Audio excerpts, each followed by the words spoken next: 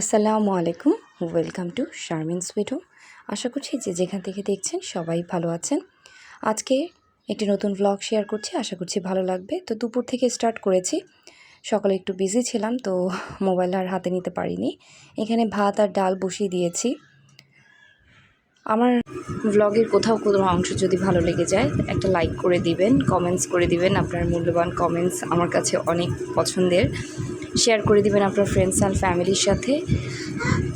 Subscribe করে পাশেই থাকবেন। এই তো বেবিকে শাওয়ার করিয়ে দিয়েছি। তো শাওয়ারের পর ক্ষুধা লেগেছে, বানানা দিয়ে দিলাম। তো বানানা খাচ্ছিল, তো ওকে বানানা খেতে দিয়ে আমি আবার রান্নাঘরে ব্যাক করেছি।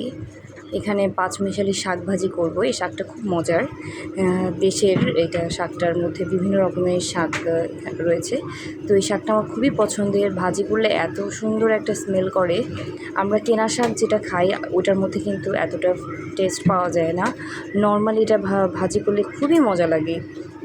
তো এখানে বিভিন্ন রকমের পাতা, যেমন গোল হেঁচি বলি, আরেকটা শাক আছে যেটার মধ্যে কাঁটা থাকে, জাস্ট পাতাটা নেওয়া হয়, কেলাকুচা পাতা আছে। সব মিক্স করেই শাকটা আসলে রান্না করা হয়। শাকে দেওয়ার জন্য আমি পেঁয়াজগুলো কেটে নিচ্ছি। এদিকে রান্নার পাশাপাশি কিন্তু আমি ঘরটাও গুছিয়ে নিই। আর রান্না যদি করতে থাকি তো ওদিকে যদি ঘরটা আবার না গুছাই পাশাপাশি, তাহলে অনেক দেরি হয়ে যায়। তাই চেষ্টা করি রান্নাটাও বসিয়ে দেওয়ার সাথে সাথে ঘর গুছানোর যে কাজগুলো থাকে সেগুলো গুছিয়ে নেওয়ার।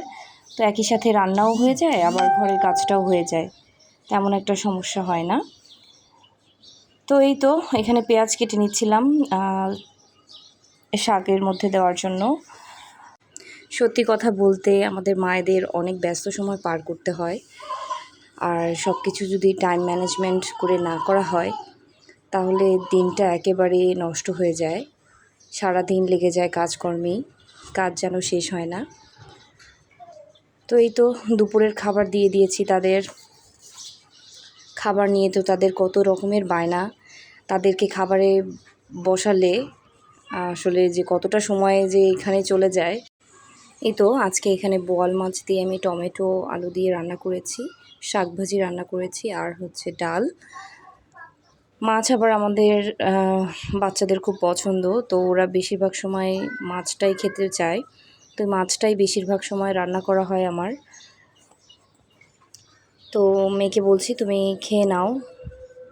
বাচ্চারা যে এত খাওয়া নিয়ে ডিস্টার্ব করে, মানে মাঝে মাঝে খুব বিরক্ত হয়ে যাই। আমরা কি ছোটোবেলায় এতটা বিরক্ত করেছি আমার বাবা মাদের খাবার নিয়ে? আসলে জানি না কি এই যুগের বাচ্চারাই মনে হয় এরকম খাবার নিয়ে খুব বিরক্ত করে। তো ছোট বাচ্চাকে দিয়েছিলাম খেতে, একটু একটু খেয়েছে নিজের হাতে, তারপরে আমি আবার খাইয়ে দিলাম। তো মেয়েও পুরাটা নিজের হাতে শেষ করেনি, তাকেও লাস্টে আমার খাইয়ে দিতে হয়েছে।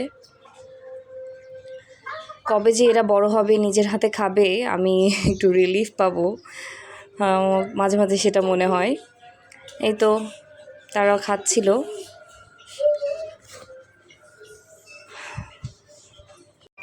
তো ওদের সাথে সাথে আমিও খেয়ে নিচ্ছিলাম।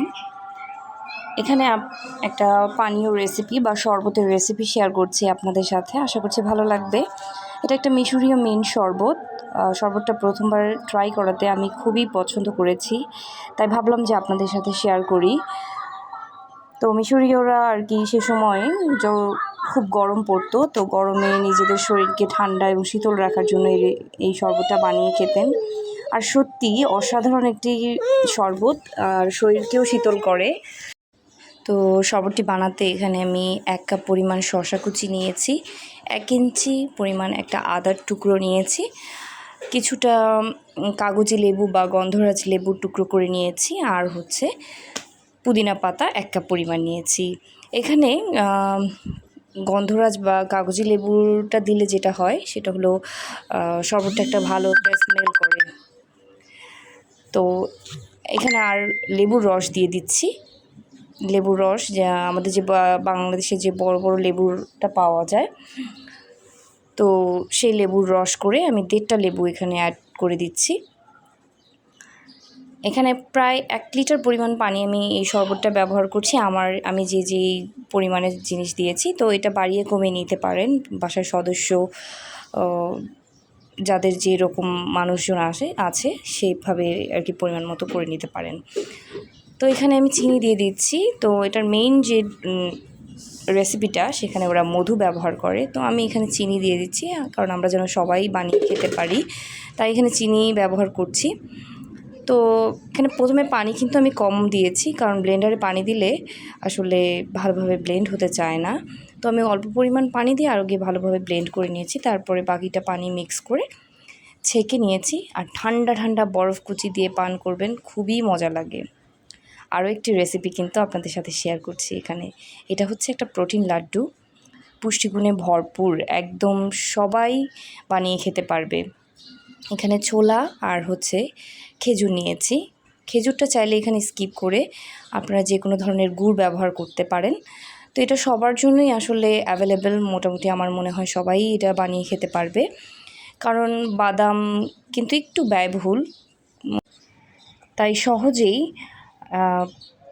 সবাই অ্যাফোর্ড করতে পারবে এমন একটি জিনিস দিয়ে এই প্রোটিন লাড্ডুটা আমি বানিয়ে দেখাচ্ছি। এখানে জাস্ট 2টো জিনিস দিলেই হয়ে যাবে। এখানে আমি ছোলাটাকে ভালোভাবে ওয়াশ করে ড্রাই করে একদম সুন্দর করে ভেজে নিয়েছি। ভেজে ঠান্ডা করে আমি মিক্সারে মিক্স করে একদম পাউডার করে ফেলেছি। আর তারপরে চালনি দিয়ে একটু চেলে নিব। চেলে নিলে যেটা হবে, দানাগুলো আর ছাতুতে থাকবে না। আর এখানে খেজুরটাকেও আমি ধুয়ে বীজ ছাড়িয়ে একদম পেস্ট করে নিয়েছি। প্রথমে প্যানে আমি 2 চামচ ঘি দিয়েছি। ঘিয়ের মধ্যে আমি খেজুরটাকে কিছুক্ষণের জন্য একটু ভেজে নিব, কারণ এর মধ্যে যে ময়েশ্চারটা আছে সেটাকে দূর করার জন্য। কারণ ময়েশ্চারটা যদি থাকে তাহলে কিন্তু আপনার প্রোটিন লাড্ডুটা বেশি দিন ভালো থাকবে না।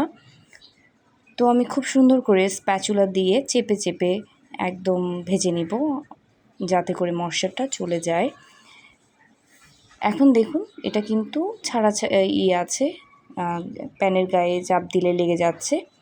যখন এটা একেবারে একসাথে চলে আসবে চামচের সাথে, কোনো কিছু আর প্যানের গায়ে লেগে থাকবে না, তখনই বোঝা যাবে যে আমাদের খেজুরটা হয়ে গিয়েছে, এর ময়েশ্চারটা চলে গিয়েছে।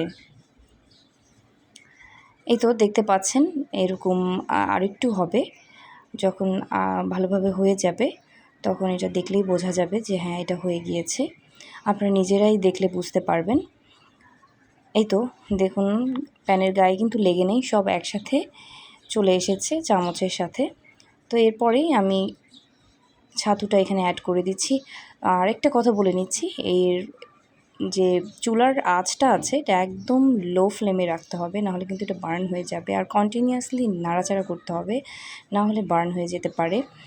আর একটু সাবধানভাবেই কুকটা করতে হবে। তো বেশিক্ষণ চুলায় রাখার প্রয়োজন নেই, কারণ সব কিছুই আমার এখানে ভাজা, জাস্ট মিক্স করে নিয়েছি। তারপর একটু ঠান্ডা করে এই যে এরকম পর্যায়ে যখন আসবে, তখনই আমি লাড্ডুগুলো বানিয়ে নিব। লাড্ডুটা কিন্তু খুবই স্বাস্থ্যসম্মত, আর এর মধ্যে যে গুণাগুণ আছে, লাড্ডু মানে ছোলা আর হচ্ছে খেজুরের দুটারই কিন্তু আলাদা আলাদা অনেক গুণ। ছোলার এই প্রোটিন লাড্ডু আপনার শরীরে অনেক শক্তি যোগাবে। তো সবাই ভালো থাকবেন, আজকে এই পর্যন্ত, আল্লাহ হাফেজ।